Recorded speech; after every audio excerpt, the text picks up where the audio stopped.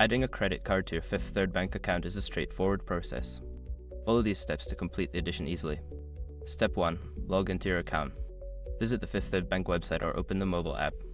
Enter your username and password to log into your online banking account. Step 2. Navigate to the credit card section.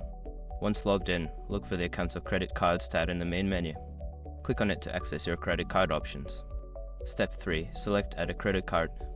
In the credit card section, find the option that says Add a Credit Card or Manage Cards. Click on this option to proceed with adding a new card. Step 4. Enter card information. You will be prompted to enter your credit card details, including the card number, expiration date, and security code. Fill in all required fields accurately. Step 5. Confirm and save.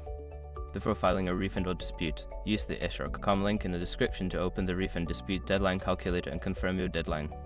Now you have successfully added a credit card to your Fifth Third Bank account. If you encounter any issues, consider reaching out to customer service for assistance.